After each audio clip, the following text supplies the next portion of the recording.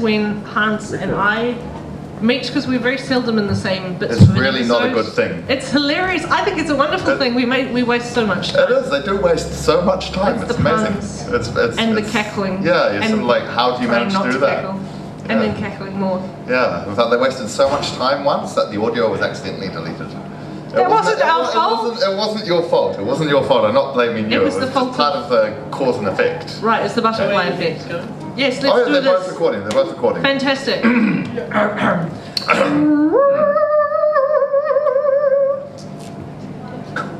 Ooh. Okay. During the whole of a dull, dark, dreary, drizzly day in Wellington, some years after my experiences on the Your Dog's Been Spayed radio show at 156 Onepu Road, Mount Victoria, I find myself on a bicycle as the shades of the evening drawn within view of the melancholy house of Mephistopheles. I know not how it was, but with my first glimpse of the building, a sense of insufferable gloom pervaded my spirit. I should recount, with the help of the lovely Michael Pohl, who will be playing my actual voice in order to contrast my internal monologue, my experiences leading up to the arrival at my old friend's front door. The lovely Cordelia Ann Black will also be voicing about two characters, including the late, great Mephistopheles. I had not seen Mephs for many years and was very surprised to one day receive a letter from my old friend. Why, I've just received a letter. I'm very surprised. I wonder who it's from. Rustle, rustle. Why, it's Mephistopheles.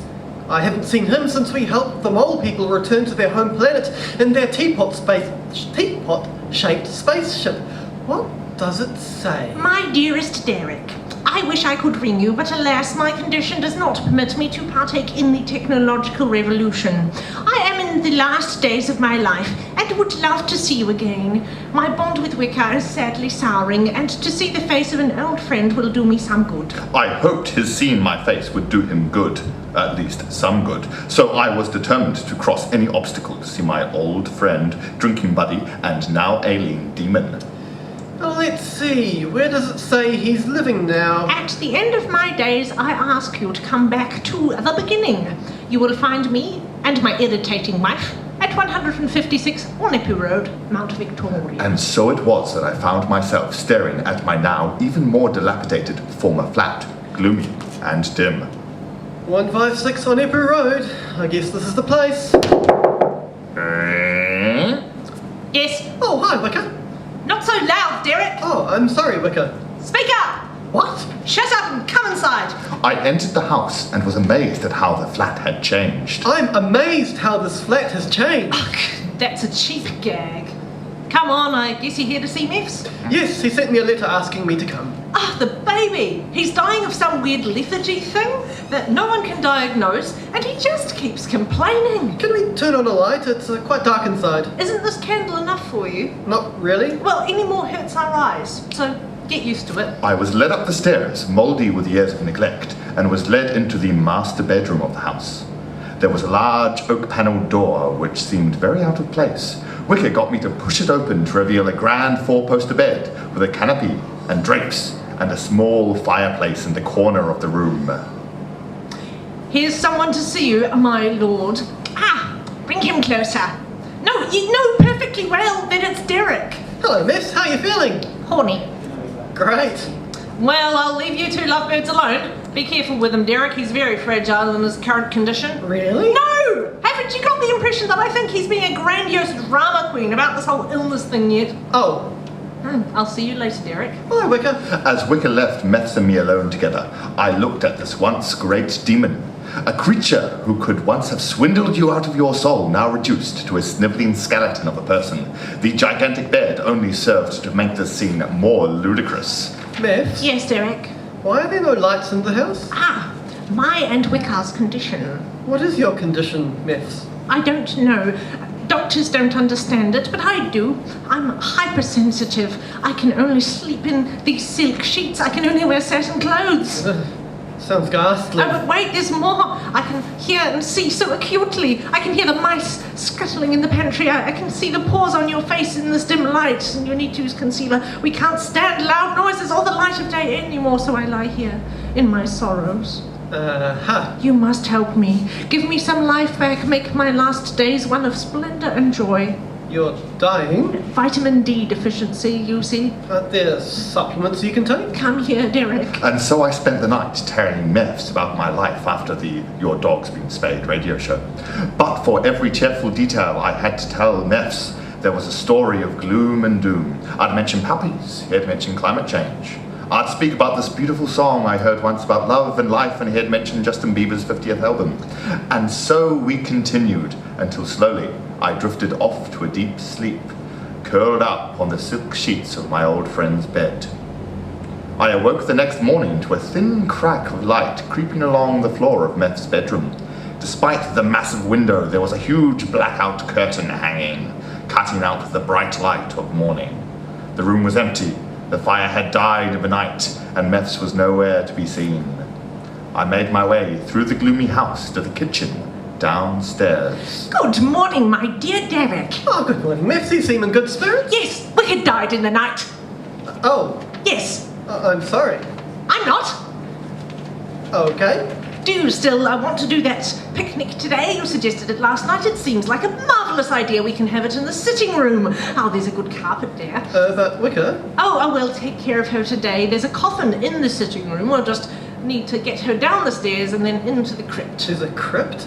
Yes, we had another one dug into the basement. You can get through it, through a trapdoor to it, in the sitting room. We're going to entomb her today. Yes! Oh, I made coffee for you, by the way. Oh, thank you, Slurp. But won't her friends and family want to come to the service? Did you speak to Wicker last night? She wasn't the sort of person to make friends, let alone keep them. Yeah, I guess she was pretty nasty when we were living together. And the past decades have only made it worse, trust me. What about Warning? They got on, didn't they? Yes, but he and Clucky have settled down and started a family on Stewart Island now. Oh, okay. So you'll have to perform the ceremony. I'm afraid Father Clive Earl Grey is buried down there too now. Do you remember the prayer to the teapot? I think so. Great. We'll have the funeral straight after breakfast, and when that's done, we can go and have our picnic in the sitting room. God, this is depressing. Oh, speak for yourself. And so with great straining and grunting, we got Wicker's body downstairs. Mess, why can't you just have changed shape into something which can carry Wicker to the crypt by yourself? I'm too weak, Derek. Oh, here we go. And into the coffin. Great. Now we pull back the carpet, open the trapdoor, and give the coffin a good push, Derek. It's fallen in. Yep. Derek, if you would do the honours, please. Eh? The prayer. Up here? Yes, recite the prayer up here. Okay, our teapot which is in space. Maintain thine orbit. Worship you we do. Your tea is strong, it will be drunk, as the invisible unicorn commands. Protect us from coffee or chocolate, and give us the strength to forgive those who add milk or sugar. As you forgive us when we accidentally misbrew. Allow us to protect our cups, and always provide us with a biscuit or two. Amen. Right, that's that. Let's cover her up and get on with our picnic. And so I and my old friend picnicked on the carpet of his sitting room, covering the trapdoor, which in turn covered the tomb of his wife, in there with blah blah blah blah blah. Increasingly, Mephistopheles became more and more morbid. I tried to cheer him up, suggesting we go watch a rom-com, but we ended up talking about being buried alive instead. Well, there was this one about the woman who found herself buried alive in the family tomb. Is this really appropriate? And try as she might, she never managed to get out of her crypt. The next time the doors were opened, another family death. The woman's skeleton fell through the open door. Oh, we should go and watch the latest Community, it's really good. Or there was the one about the man who was driven insane by his flatmate's lazy eye. Well, that's slightly better. So he hacks him to pieces and buries the corpse. Under the floorboards of the sitting room, yes. Oh, how did you guess? We should head upstairs. Why? I'm a little uncomfortable listening to you telling stories about burying people under the floorboards when you have done just that. Okay. And so we went upstairs, and Meths continued his tales of murderous mayhem. But as he did, a storm began to brew outside the house. The banging and crashing of wind blowing about rubbish bins and household pets became deafening. And so he cemented the bricks up one by one as his friend kept asking him where the cask of booze was. Okay, I'm going to tell a story now. It's my turn. Fine. Tell the black cat. No, I'm here to cheer you up. If you tell me the black cat, it'll cheer me up. Honestly. All right, if it'll cheer you up. It will. Fine. So our narrator for this story loves animals, and his wife and he have many pets. But none was so loved as their black cat Pluto. Pluto would frequently wake them up bright and early in the morning, but this was good, as our narrator and his wife loved the creature. But slowly, as our narrator's life went on and the marriage began to show its first signs of wear, he took to the drink. And then he comes home from late one night really drunk, and he cuts out Pluto's right eye. Yes, thanks, miss. Are you sure this is going to cheer you up? Yes, I'm bouncing already. And so Okay. I continued the story. But as I went on, Meph's demeanor looked more obsessed than happy. As the storm built, so did Meph's slow rocking on his chair, muttering to himself. But he insisted that I continue the story. From that point on, Pluto was terrified of our narrator. He fled at the sight of him, and our narrator began to despise Pluto in turn. Until one night, our narrator caught Pluto and in a fit of rage, hanged the cat from a nearby tree. As the cat slowly died, our narrator saw a flicker in the kitchen as a fire began to spread through his house. And as the cat died and the house burned, the cat let out a slow... What was that? The wind, Mephs. Oh, right, yes, so he returns to the burnt-out house and he finds the image of a hanging cat seared onto the side of a wall, and he eventually finds a new place and a new house. Cut to the new cat they get. All right. They find a new cat, seemingly exactly the same as the old Pluto, except for a white patch on the cat's chest which seems to slowly change as our narrator looks at it. This new cat, we shall call him Pluto 2, follows his master everywhere, until one day, when they are walking down to the cellar of their new home, Pluto 2 weaves his way between the feet of our narrator, nearly tripping him up as he walks down the stairs. Our narrator, blind with fury, leaps down and picks up an axe from the cellar floor and walks towards the black cat. At which point the wife leaps in front of our narrator, who swings anyway, and his wife falls dead to the floor. And as I describe our narrator slowly building a brick wall around the corpse of his wife, the trees begin to creak and thud against the side of the house. Mephs too begins to be profoundly affected by the storm and begins to rock more intensely on his chair, back and forth, such that you think it must fall over at any minute. And days later, the police arrive to question our narrator about his wife's disappearance. Such as our narrator's certainty of his safety that he leads them down to the cellar. He shows them around and leans against his handiwork, saying how proud he is of his home and its strong walls. He then taps. What was that? The wind, Mephs. He taps, and then slowly a deathly wail rings out from behind the wall. The police break their way through the brickwork to reveal the body of our narrator's wife, and standing upon her head, screaming, is the black cat. It's her! She's coming up here! What? Who's coming up here, Mephs? Wicker! I heard her! Said I not that my senses were acute?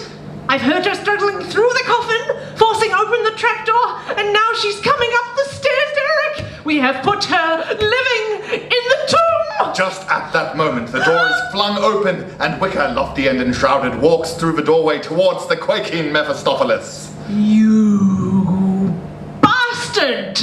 Do you know how bored I was in that coffin? I fled the house aghast. The storm was still abroad in all its wrath as I ran down the front path and over the road. Suddenly, there shot along the path a wild light, and I turned to see where the gleam issued. The radiance was of the full setting and blood-red moon shining through the windows of the house, engulfing it. My brain reeled as I saw this light engulf the building, which seemed to fall into it. I turned my back once and for all over the remnants of 156 Onenpu Road, Mount Victoria. Thank